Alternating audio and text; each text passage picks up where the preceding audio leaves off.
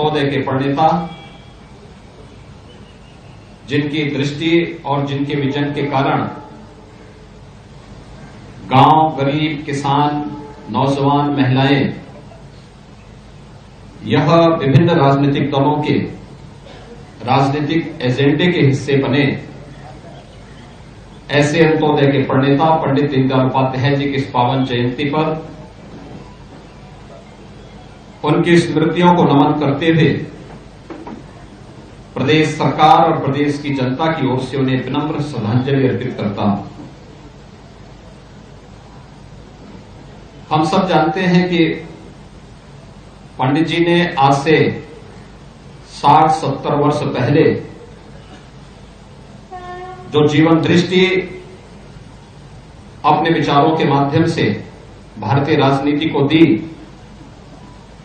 उनका वह चिंतन, उनका वह मनन आज भी न केवल भारतीय लोकतंत्र के लिए बल्कि राजनीतिक दलों के द्वारा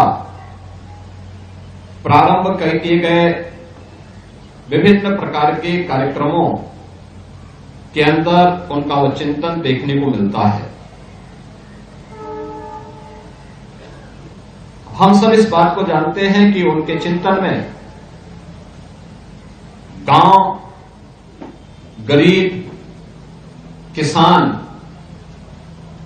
दबे कुचले समाज से जुड़े हुए लोगों के साथ ही महिलाओं को स्वावलंबन के पथ पर अग्रसर करने की एक दृष्टि है।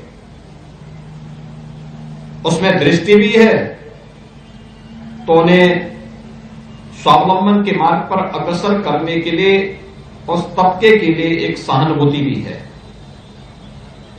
हर हाथ को काम हो, हर खेत को पानी हो।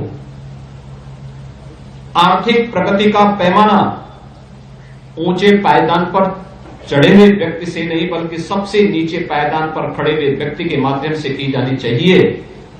यह जो एक दृष्टि पंडित दीनदयाल उपाध्याय जी ने आज से 70 वर्ष पहले भारतीय राजनीति को दी थी, वह आज भी प्रासंगिक बनी हुई है। उसी का परिणाम है कि आज देश के अंदर 80 करोड़ लोग कोरोना महामारी रही हो या उसके उपरांत फ्री में राशन की सुविधा का लाभ प्राप्त कर रहे हैं। इसी का परिणाम है कि 12 करोड़ घरों में देश के अंदर शौचालय बन जाते हैं। इसी का परिणाम है 10 करोड़ घरों में उज्ज्वला योजना का फ्री में सिलेंडर उपलब्ध हो जाता है। इसी का परिणाम है 4 करोड़ गरीबों को मकान मिल जाते हैं। इसी का परिणाम है 12 करोड़ किसानों को प्रधानमंत्री किसान सम्मान निधि का लाभ प्राप्त होता है। यह जो दृष्टि है, इस समाज को समग्र रूप से विकास के पथ पर अग्रसर करने, सामाजिक विकास के माध्यम से सांस्कृतिक उत्थान और राष्ट्र के समग्र विकास की रूपरेखा को आगे बढ़ाने का है। और आज प्रधानमंत्री मोदी जी के नेतृत्व में उस विजन को जमीनी धरातल पर पिछले 10 वर्ष के अंदर उतार करके एक नए भारत का दर्शन हम सब कर रहे हैं। एक और जहां पंडित दीनदयाल उपाध्याय जी की इस पावन जयंती के अवसर पर हम सब उनका स्मरण कर रहे हैं, वहीं दूसरी ओर भारतीय जनता पार्टी आज जो दुनिया के अंदर सबसे बड़े राजनीतिक दल के रूप में कार्य कर रहा है, पंडित जी की इस पावन जयंती को भारतीय जनता पार्टी ने अपनी सदस्यता महाअभियान की तिथि के रूप में मनाने का निर्णय लिया है। और